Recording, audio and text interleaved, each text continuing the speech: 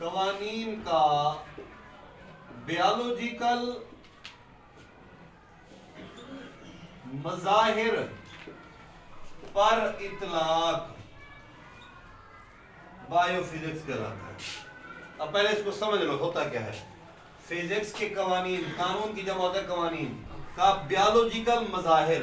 Biological Mazahir कहते हैं जानदारों के अमल, जानदारों के अमल। इतलाक कहते हैं इस्तेमाल या लागू होना, चलना। आसान लफ्जों में पहले समझो फिर ये बात समझ आएगी। अगर फिजिक्स के कानून जानदारों पर लागू होते हैं, जानदारों पे इस्तेमाल होते हैं, इसको बायोफिजिक्स कहते हैं। बात समझ आ गई? अगर फिजिक्स के कानून जानदारों के ऊपर इस्तेमाल होते हैं तो उसको बायोफिजिक्स कहते हैं। आगे एक मिसाल दी हुई है, वो जरा गौर से सुनेंगे फिर बात समझ आएगी। मिसाल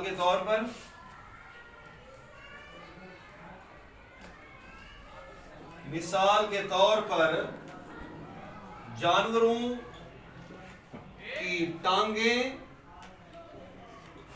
और लीवर के काम करने के असूल या तरीके या कवानीन एक जैसे हैं। ठीक है, एक जानवरों की टांगें और दूसरा लीवर के काम करने के तरीके। अब लीवर क्या होता है? लीवर का नाम सुना कभी? लीवर का नहीं पता? लीवर दो तरह के होते हैं, एक होता है LIVER और एक होता है LEVER।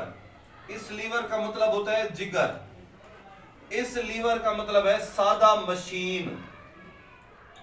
मशीन किसे कहते हैं? सादा मशीन। किसी को तारीफ आती है उसकी? नहीं? फारिग हो, ऐसी शय जो किसी काम में आसानी पैदा करे उसको मशीन कहते हैं।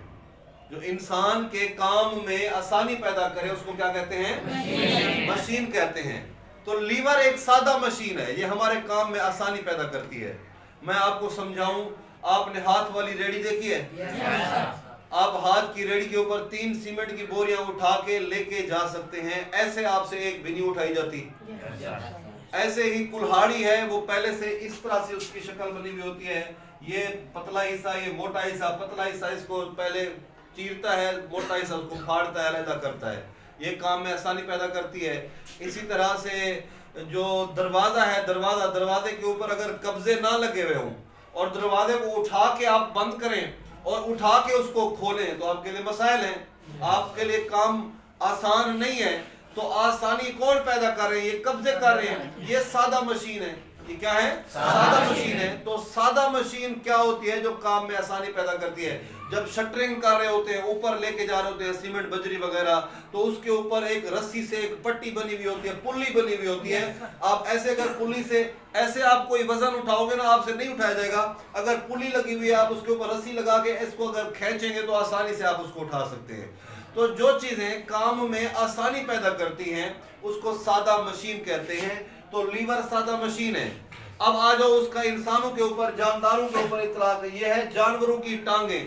आपने बेशुमार ऐसे इंसान देखे होंगे जिनकी टांगें नहीं होंगी। फिल्मों में देखा होगा, ड्रामों में या रोजमर्रा जिंदगी में देखा होगा, वो कितना मुश्किल से चल रहे होते हैं। तो ये टांगे हमारे काम में आसानी पैदा कर रही हैं। असूल फिजिक्स के हैं, लेकिन हमारा ताल्लुक तो बायोलॉजी से है। दोनों का जो ताल्लुक है वो क्या कहलाएगा? समझ आ गई है? दोनों का आपस में जो ताल्लुक है वो क्या कहलाता है? फिजिक्स कहलाता है। इसलिए कहा गया है कि अगर फिजिक्स के कानून का जो इतलाक है, तो फिजिक्स के कानून बायोलॉजिकल मज़ाहिर पर, जानदारों के अमाल पे, जानदारों के काम के ऊपर इसका अगर अमल होता है तो इसको बायोफिजिक्स कहते हैं। उसके बाद दूसरी ब्रांच है जी बायोकेमिस्ट्री। दूसरी शाख है बायोकेमिस्ट्री। बायो का मतलब जानदार। केमिस्ट्री की तारीफ आपने पढ़ी है कि मादे की तरकीब, खास केमिकल रिएक्शन का मुताला केमिस्ट्री कहलाता है। और फिर इससे पहले हम मॉलिक्यूलर बायोलॉजी पढ़ के आए हैं। उसके अंदर भी आपने यही पढ़ा था कि जो जिंदगी के मॉलिक्यूल हैं उनका मुताला बायोकेमिस्ट्री कहलाता है। जानदारों के अंदर हर वक्त कोई ना कोई तब्दीलियां रूनुमा होती रहती हैं। ठीक है, इसका ताल्लुक जानदारों में होने वाले केमिकल रिएक्शंस के मुताले से है, यानी आपके जिस्म में हर वक्त कोई ना कोई केमिकल रिएक्शन होता रहता है। उसकी मिसाल दी है जैसे कि फोटोसिंथेसिस करते हैं पौधे और रेस्पिरेशन करते हैं। इन दोनों का मेटाबॉलिज्म समझने के लिए हमें बायोकेमिस्ट्री की जरूरत है। दोबारा देखें, मेटाबॉलिज्म पहले क्या होता है?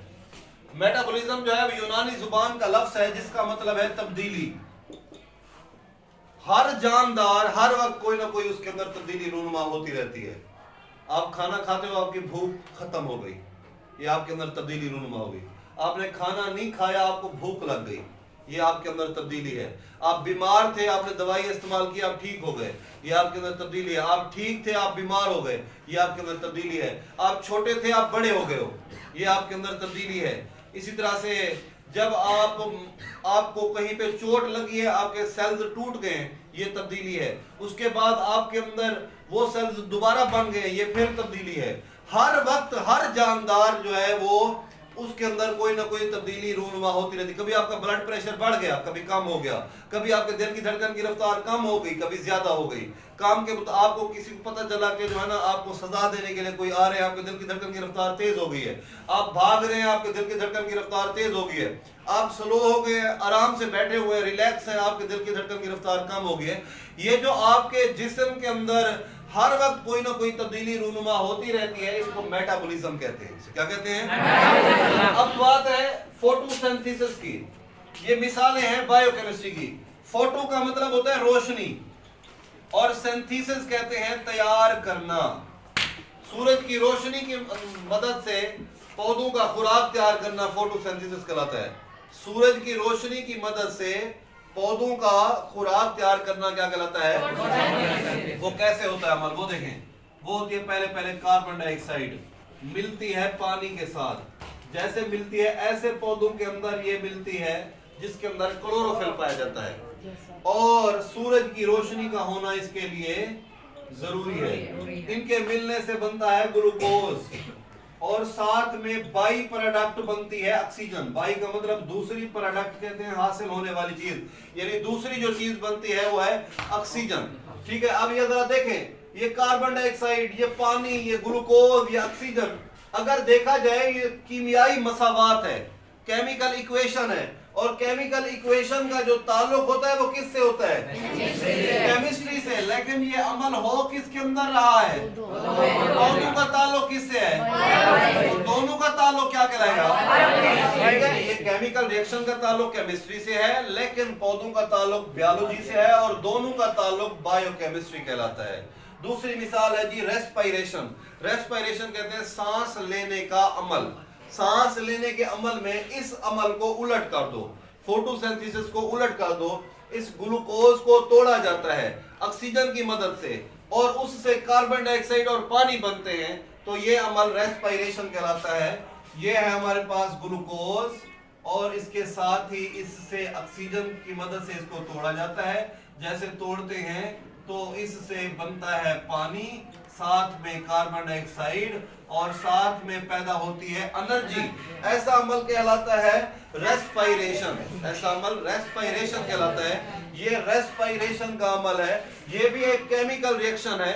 इसका ताल्लुक केमिस्ट्री से है, लेकिन हमारा ताल्लुक बायोलॉजी से है। इस तरह से दोनों का जब हम ताल्लुक जोड़ते हैं तो वो शाख बनती है बायोकेमिस्ट्री। समझ आ गई है? चलो इंशाल्लाह बाकी फिर जो है ना अगली जो शाख है वो कल पढ़ेंगे।